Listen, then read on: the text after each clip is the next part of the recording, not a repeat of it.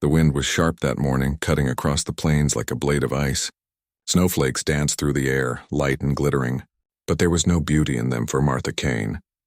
They only reminded her of what she had lost, the warmth of her home, the laughter of her husband, and the sense of safety that had once wrapped around her little family like a blanket. Martha stood at the edge of the old dirt road, the small farmhouse behind her already half covered in snow. The shutters banged loosely against the window frames and the sound echoed like a goodbye. She held the hands of her two boys tightly, Eli, who was 9 and trying hard to act brave, and Sam, only 6, whose mittens were too thin to stop the cold from biting at his fingers. The bank man had been polite but firm when he came. He wore a heavy coat and leather gloves, and his eyes were sorry but distant. "I'm afraid there's nothing more we can do, Mrs. Kane," he had said. "The debts have to be cleared. The property will be repossessed by the end of the week." He tipped his hat, gave her a folded paper, and walked back to his truck, while Martha stood frozen in the doorway, unable to even nod. The world had shifted beneath her feet that day, and now there was no turning it back. Her husband, Thomas, had died 6 months before. A horse had kicked him during a storm, one of those sudden spring gales that swept across the valley without warning. It was quick, they said, but for Martha, nothing about it had felt quick. It had been long nights of worry, silent prayers, and finally a wooden coffin lowered into the ground while the boys cried into her skirt. After that, things began to unravel. The bills grew higher, and the small income from selling eggs and milk wasn't enough to keep up with the mortgage. Thomas had borrowed money to fix the barn before winter, but he never got the chance to pay it back. And now the snow had come early, trapping them in a season that felt cruel and endless. She loaded the wagon with what she could: blankets, a few sacks of flour, a little box of keepsakes, and the framed photo of Thomas that always sat by the bed. The horses, old and tired, snorted in the cold. She bundled the boys in every layer they owned and tucked them under the blankets in the back. The wind howled, and when she took one last look at the farmhouse, she felt something break quietly inside her. That house had been her life. Every board, every nail had a story. Leaving it behind felt like leaving a piece of herself in the snow. The road stretched ahead, white and endless. There were farms scattered across the plains, but Martha didn't know where to go. The nearest town was miles away, and her old neighbors had troubles of their own.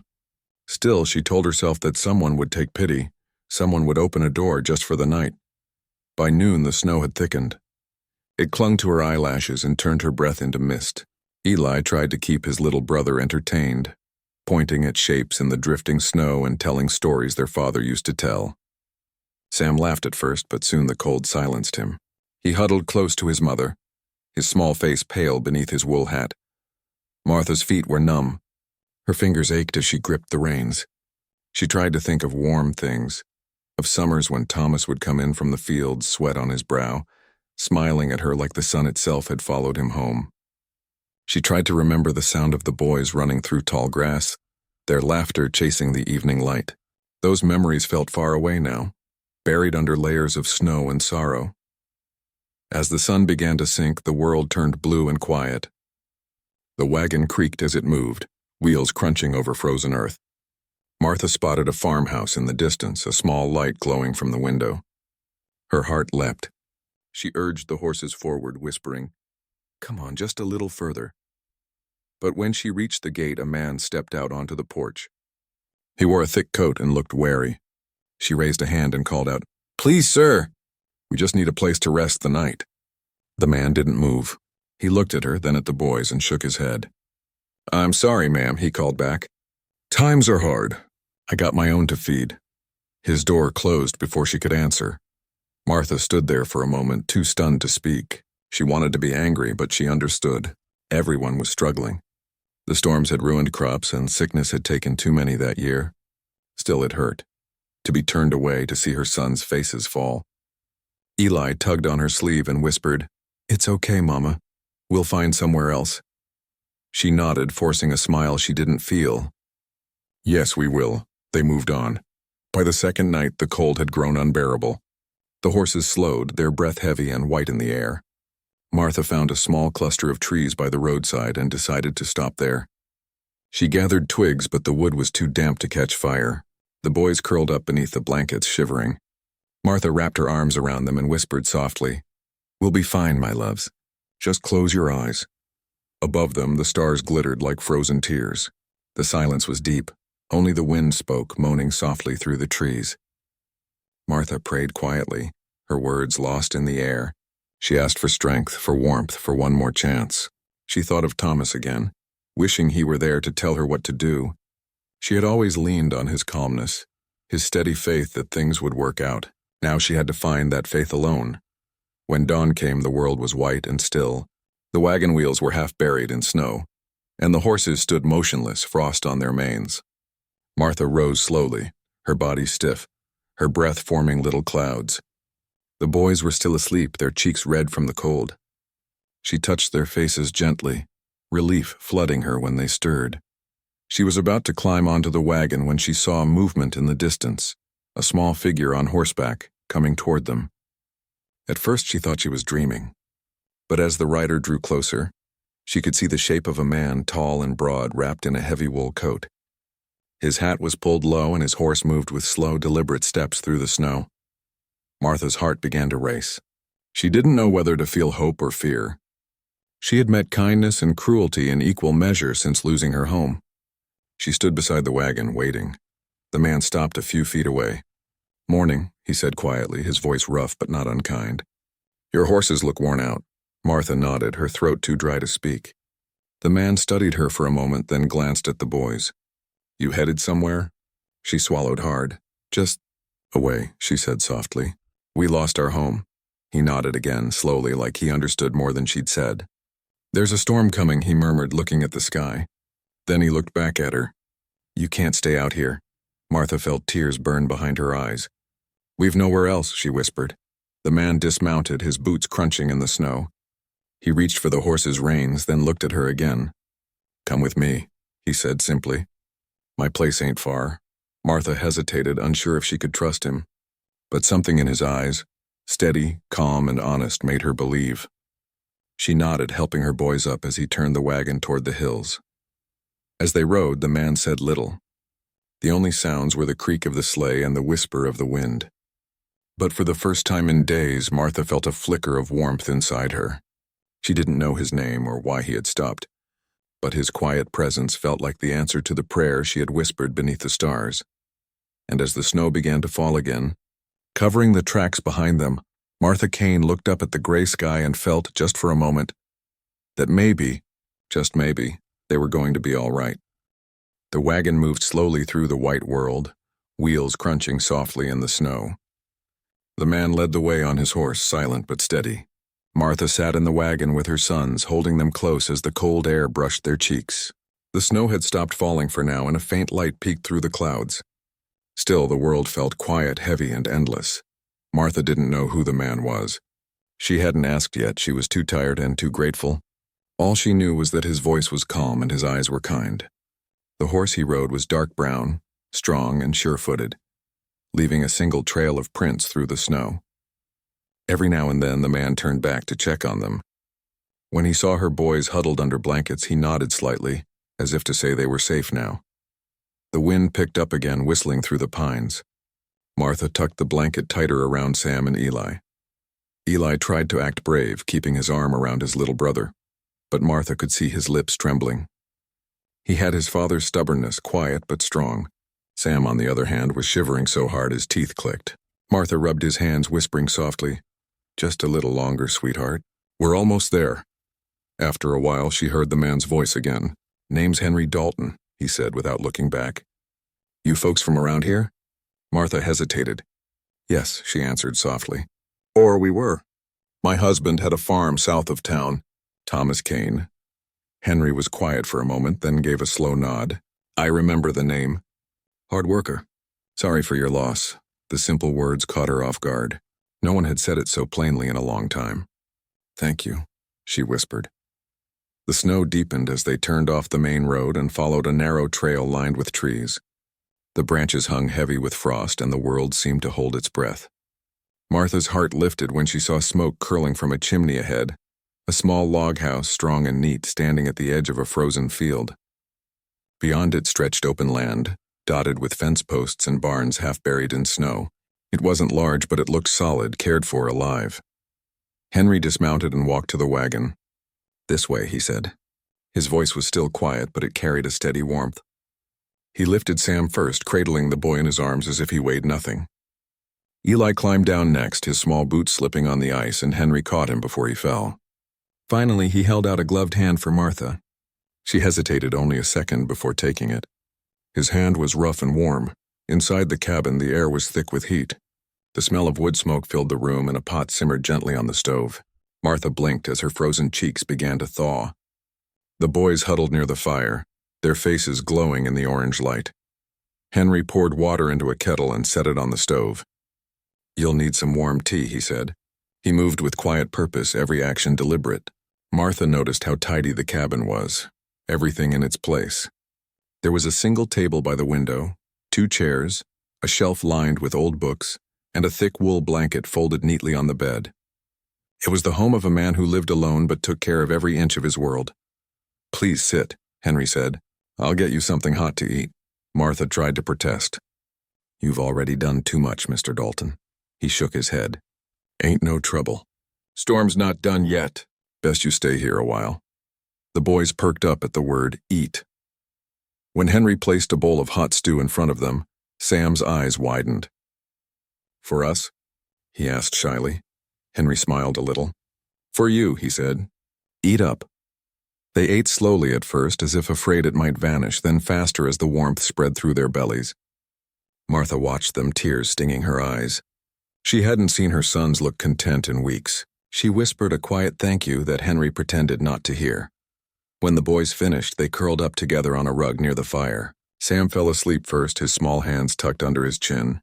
Eli followed soon after, his head resting on his brother's shoulder. The sound of their breathing filled the room. Henry poured 2 mugs of tea and handed one to Martha. "It's not much," he said, "but it'll help warm you." She took it with trembling hands. "It's more than I could have hoped for." They sat in silence for a while. The fire crackled softly and snow tapped gently against the window. Martha's mind was spinning with questions she couldn't ask. Who was this man who had helped them without hesitation? Why did he live out here all alone? She wanted to speak, but the peace of the moment held her still. Henry finally broke the silence. "Lost my wife 10 years ago," he said simply, staring into the flames. "Fever took her before winter. No children. Been out here ever since." Martha looked at him, unsure how to answer. His voice was calm, but she could hear the echo of loneliness behind the words. "I'm sorry," she said softly. He nodded once. "Some winters get awful quiet," he said, his eyes still on the fire. "Guess this one won't be." Martha smiled faintly. "I suppose not." That night she lay awake on a cot Henry had set up for her and the boys near the fire. The warmth was comforting, but sleep wouldn't come. She listened to the wind outside, to the creak of the cabin as the storm pressed against it. She thought of her husband, of how he used to hum soft tunes before bed, and of the way the boys used to laugh at his silly songs. Her heart ached, but for the first time in a long time she didn't feel hopeless. There was kindness in this place. Quiet, steady kindness. Morning came slowly. The sun rose pale and cold, glinting off the snow like glass. Martha woke to the smell of frying eggs and coffee. Henry was already up, his movements careful and practiced. "You folks sleep all right?" he asked. Martha nodded. "Better than we have in weeks." The boys sat at the table, their cheeks pink from warmth, their eyes bright again. Eli helped pour milk while Sam tried to butter his bread with too much enthusiasm, making Henry chuckle quietly. The sound surprised Martha. It was soft, almost forgotten. After breakfast, Martha offered to help around the cabin. "You've done enough for us," she insisted. "Please let me work. I can cook, mend, clean, anything you need." Henry looked at her for a moment, then nodded. "All right," he said. "If it makes you feel useful. I could use an extra hand with chores, and the barn roof could use patching when the weather clears." So that day, while the wind howled outside, Martha cleaned the cabin, humming softly as she worked. The boys helped fetch wood and feed the animals in the barn. Henry worked beside them, showing Eli how to carry hay and helping Sam hold a small bucket without spilling. The boys followed him like shadows, eager to learn. At noon, Martha served soup and bread, and they all ate together at the table. It felt strange but good, like a family again. Henry didn't say much, but there was a gentleness in his eyes that spoke louder than words. As evening fell, the snow started again, thick and heavy. The world outside disappeared in white, but inside the little cabin the fire burned bright. Martha sat by the window, watching the snowflakes drift past the glass. Henry was mending a saddle near the fire, his hands moving with steady rhythm. The boys were playing quietly on the rug, whispering and laughing. Martha looked around the room and felt a warmth rise in her chest. She still didn't know what would come next, where they would go, what tomorrow would bring, but for that night she knew they were safe. The fear that had gripped her heart for so long began to ease little by little. Outside the wind howled, but inside the cabin there was peace, a kind of peace Martha had almost forgotten could exist. She wrapped her arms around her knees, closed her eyes, and whispered a quiet prayer of thanks. For the first time since her husband's death, she believed again that maybe life still held something kind, something good even in the middle of a storm. Days turned into weeks, and the storm outside refused to end. Each morning Henry rose before dawn, stoking the fire so the cabin would be warm when Martha and the boys woke. Martha had begun to notice the quiet rhythm of his days, how he moved with purpose but never hurry, how he spoke only when needed, and how his silence never felt cold. For the first time since losing Thomas, Martha felt something like peace. There was no rush, no shouting, no harshness, just steady warmth, like the slow glow of a fire that never burned out. Henry's ranch sat in a valley surrounded by hills, and though the snow kept them trapped, there was enough to do indoors to fill each day. Eli helped Henry in the barn, feeding the horses and learning how to fix harnesses. The boy had always looked up to his late father, and now he watched Henry with the same quiet respect. Sam, still small and curious, followed his mother around, asking endless questions and giggling when Henry pretended to scowl at his chatter. Martha cooked meals and mended clothes, her hands busy from sunrise to sunset. She loved the feeling of being useful again. Every evening she and Henry shared coffee at the table after the boys were asleep. Sometimes they talked about small things, the weather, the animals, the price of feed, but sometimes, when the night was quiet and the fire burned low, they spoke of the past. "I used to hate the winters," Martha said one night, staring into her cup. Thomas would always joke that winter was just another test from heaven, to see who could keep their hope warm the longest. Henry gave a small nod. "He sounds like he was a good man." "He was," she said softly. "The best I knew." Henry didn't answer. He just stared into the fire, his jaw tight. Martha wondered what memories he carried behind those calm eyes. Outside, the snow began to melt slowly, and by the end of February, patches of brown earth peeked through the drifts. But just as the worst seemed to be over, a new trouble came, the kind that no one expected. One morning, Eli came back from the barn coughing hard. His cheeks were pale and his hands shook as he tried to untie his boots. Martha rushed to him. "You're freezing, sweetheart." "What happened?" Eli shook his head, but his voice was faint. "Just the wind." "I'll be fine," but by evening he wasn't fine. His fever rose and he began to shiver even under the thick blankets. Martha pressed a hand to his forehead. It was burning hot. Panic gripped her heart. She had seen fever like this before, years ago when sickness had swept through their town. Henry fetched water from the well, breaking the ice on its surface while Martha tried to cool her son's face with damp cloths. The night felt endless. Sam sat quietly by the fire, watching his brother with wide, frightened eyes. When morning came, Eli was worse. He tossed and turned, whispering nonsense in his sleep. Martha's eyes filled with tears as she brushed the hair from his forehead. "He needs a doctor," she said, her voice shaking. Henry nodded. "The nearest one's in town, 12 miles east." He looked out at the storm clouds gathering again. "The roads will be bad, but I'll make it." Martha's hand caught his sleeve. "It's too dangerous. You'll get caught in the snow." Henry met her eyes. "I'll be fine," he said simply. "I've ridden through worse." He saddled his horse, packed supplies, and wrapped himself in a heavy coat. The wind had already begun to howl again, sharp and bitter. As he climbed onto his horse, Martha stepped outside, clutching her shawl tightly. "Please be careful," she said softly. Henry gave a short nod. "I will. Keep the fire going. I'll be back by nightfall." She watched him disappear into the white distance, her heart thudding painfully in her chest. Then she turned back to her son, whispering, "Hold on, Eli. He'll come back soon." The day dragged on slowly. The storm thickened, covering the world once again in a curtain of snow. Martha sat by the fire, holding Eli's hand. whispering prayers she didn't know she still remembered. Sam stayed close, quiet and trembling. By evening, darkness fell, and still Henry hadn't returned. Martha stood at the window, staring into the storm, her heart heavy with fear. The snow was falling faster now, and the wind screamed across the plains. She wrapped another blanket around Eli, then around Sam, and sat down between them, rocking gently back and forth.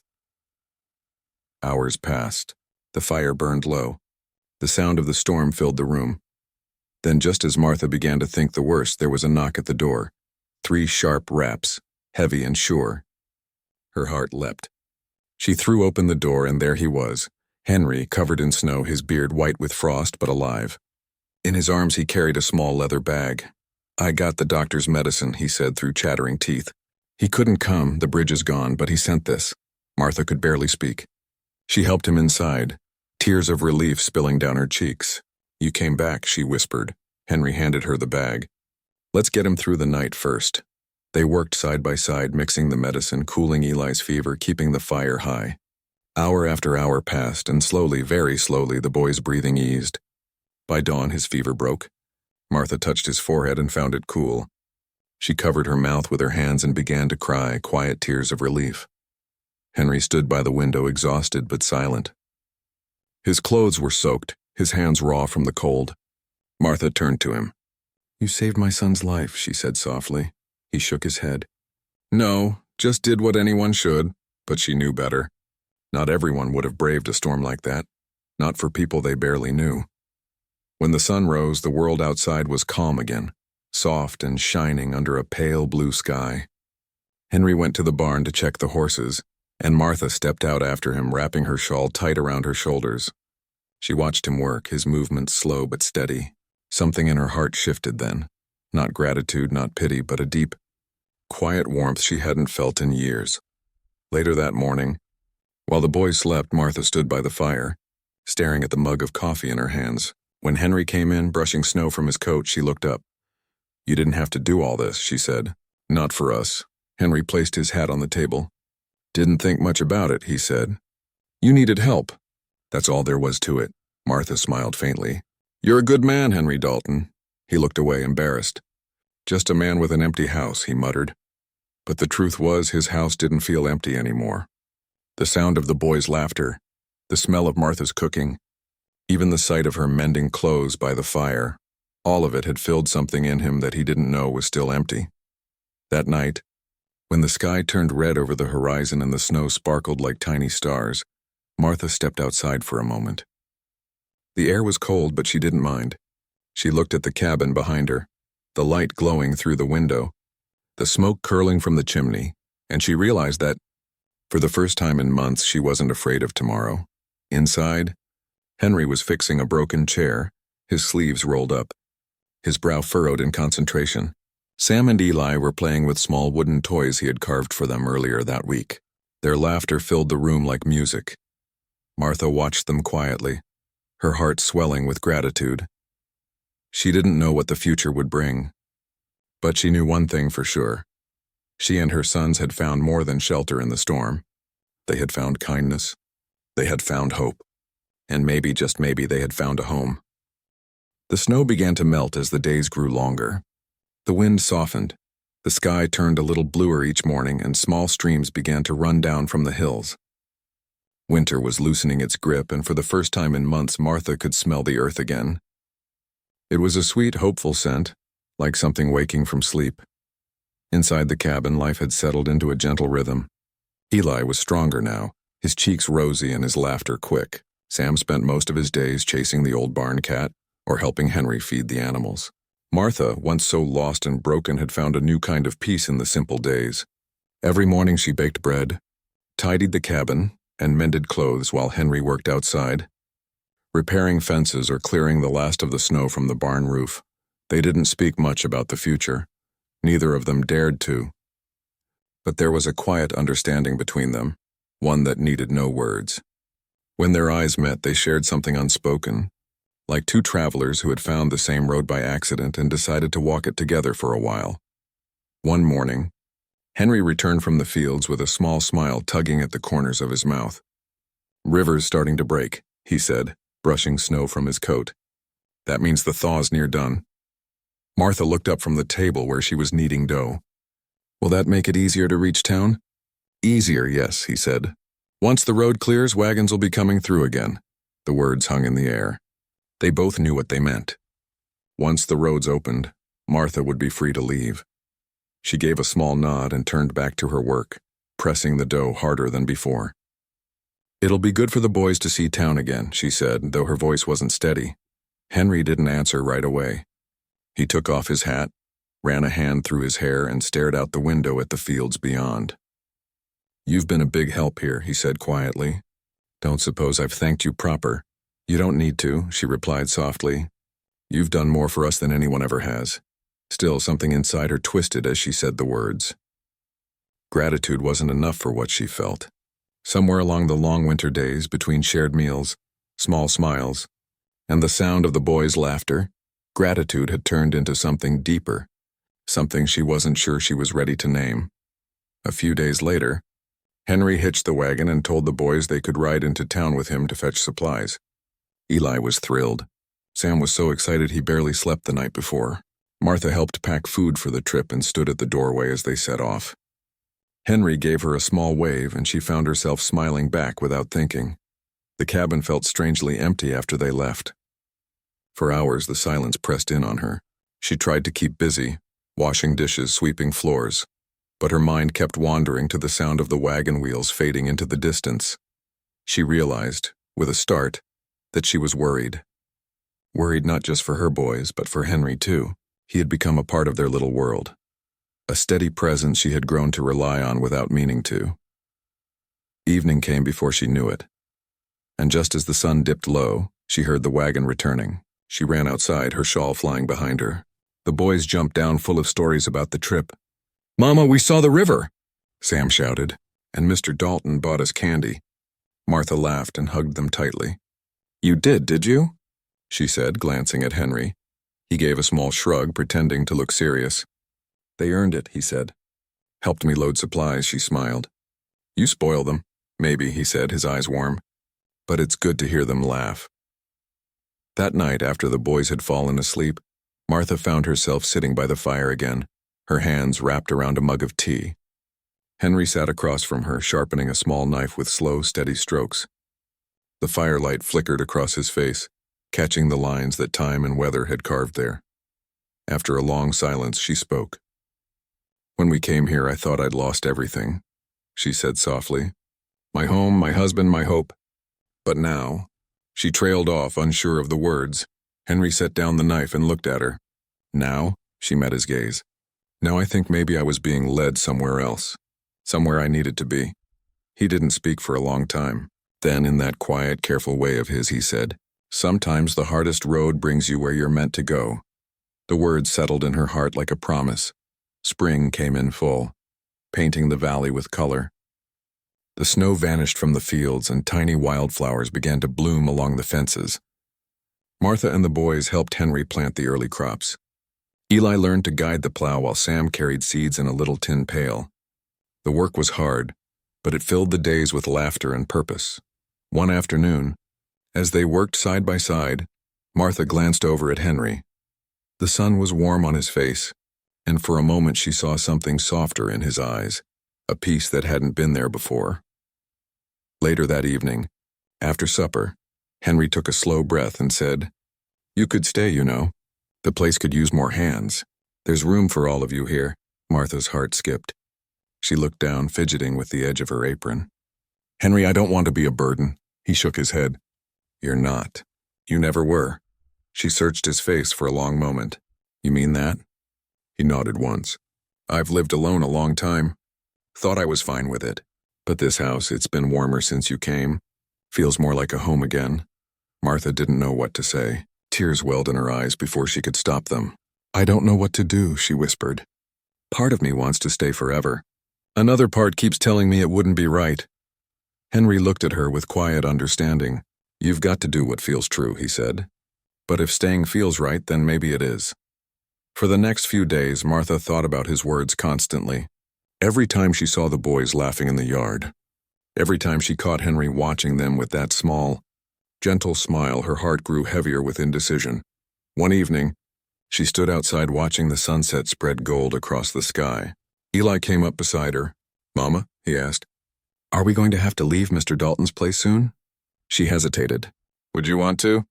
Eli shook his head. "No, ma'am. I like it here. It feels like home." Her throat tightened. She placed a hand on his shoulder.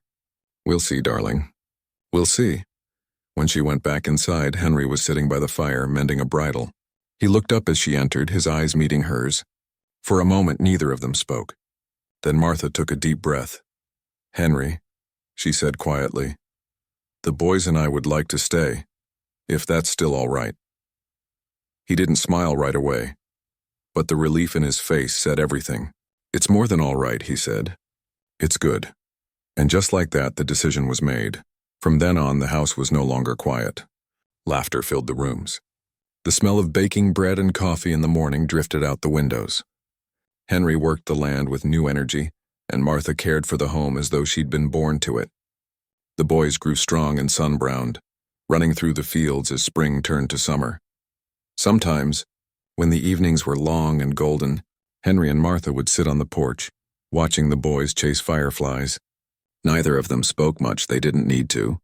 The silence between them was full of understanding, of gratitude, of quiet affection that had grown from kindness and time.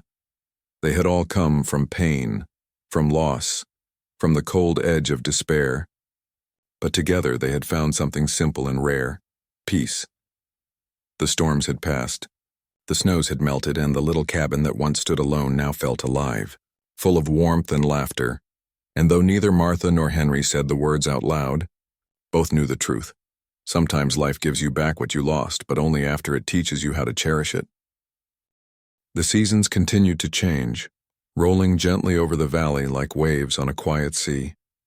Summer brought long days and bright sunshine, painting the fields with gold and green. The boys' laughter echoed across the hills as they ran barefoot through the grass, chasing butterflies or rolling down gentle slopes. Martha felt a peace she hadn't known she could feel again. Henry's ranch had become more than a place of work or shelter. It had become home. The small log cabin, once quiet and still, now resonated with life. Inside, the scent of freshly baked bread mixed with the warm smell of polished wood and leather. Outside, the fields were tidy, the barn neat, and the animals healthy and happy.